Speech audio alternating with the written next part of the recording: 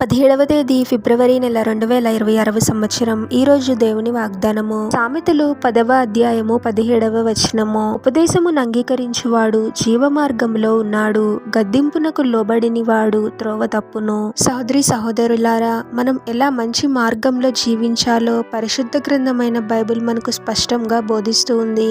ఏవి తాత్కాలికమైనవి, ఏవి శాశ్వతమైనవి, ఏవి ప్రభు మెచ్చేవి, ఏవి ప్రభువునకు విరుద్ధమైనవి, ఆశీర్వదింపబడిన జీవితాన్ని మనం ఎలా జీవించాలో దేవుని వాక్యము మనకు బోధిస్తుంది. వీటిని మనం అంగీకరించి ఆచరించాలి. అది మనకు ఎంతో ఆశీర్వాదకరము. ఎన్నో నష్టాల నుండి మనల్ని కాపాడి జీవ మార్గంలో మనల్ని నడిపిస్తూ ఉంటుంది. మనము ఏదైనా తప్పు చేస్తూ ఉన్నప్పుడు పరిశుద్ధాత్మ దేవుడు మనకు జ్ఞాపకం చేస్తూ ఉంటాడు, అది సరైనది కాదు అని. దేవుడు మనల్ని గద్దించినప్పుడు లోబడకపోతే ఎంతో నష్టాన్ని చూడవలసి ఉంటుంది. గద్దింపు మాటలను తిరస్కరించి మన తప్పులను ఒప్పుకోకుండా తప్పుదారిలో వెళితే ఎన్నో కష్టాలను మనం ఎదుర్కోవాల్సి ఉంటుంది.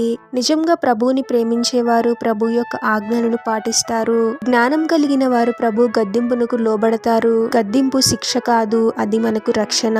దేవుని వాక్యము ద్వారా, పెద్దల ద్వారా, తల్లిదండ్రుల ద్వారా, సేవకుల ద్వారా, అనుభవాల ద్వారా ప్రభు మనకు ఎన్నో నేర్పిస్తూ ఉంటాడు. ఎన్నోసార్లు గద్దిస్తూ ఉంటాడు. మనల్ని సరిదిద్దడానికి ప్రయత్నించినప్పుడు మనకు కోపం రాకూడదు, కానీ ఆలోచించి గ్రహించగలగాలి. గద్దింపునకు లోబడి ఉపదేశంను అంగీకరించేవారు ఆశీర్వాదకరమైన జీవితాలను జీవిస్తారు. ప్రార్థన.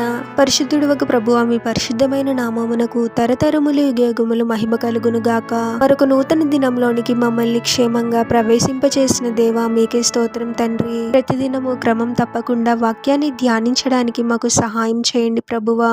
కేవలము ధ్యానించడం కాదు, కానీ ధ్యానించిన వాక్యమును మా హృదయాలలో పదిలపరుచుకుని వాక్య ప్రకారము జీవించే వారముగా మమ్మల్ని దీవించండి తండ్రి. మేమేదైనా తప్పు చేయాలి అని అనుకున్నప్పుడు, లేదా తప్పు మార్గంలో వెళ్తూ ఉన్నప్పుడు మీరే మమ్మల్ని గద్దించండి తండ్రి. మీరే మమ్మల్ని గద్దిస్తున్నారు అని మేము గ్రహించి మీ గద్దింపునకు మేము లోబడాలి ప్రభువా. అటువంటి కృపను అనుగ్రహించండి తండ్రి. జీవ మార్గంలో మీరే మమ్మల్ని నడిపించండి తండ్రి. ప్రతి విషయంలోనూ మీరే మాకు తోడుగా ఉంటూ, ప్రతి నిర్ణయంలోనూ మీరే మాకు సహాయం చేస్తూ, మేము మీకు లోబడి ఆశీర్వాదకరమైన జీవితాలను జీవించే వారముగా మమ్మల్ని దీవించమని ప్రార్థనలో ఏకీభవిస్తున్న ప్రతి ఒక్కరిని పేరు పేరున దీవించి ఆశీర్వదించి అభిషేకించమని, వారు చేసే ప్రతి పనిలో మీరే వారికి తోడుగా ఉండి వారిని అన్ని కీడుల నుండి, అపాయముల నుండి మీరే వారిని రక్షించమని ఈ మా మనవులన్నీ యేసుక్రీస్తు వారి పరిశుద్ధ నామంలో అడిగి వేడుకొనుచున్నాము తండ్రి. ఆమెన్.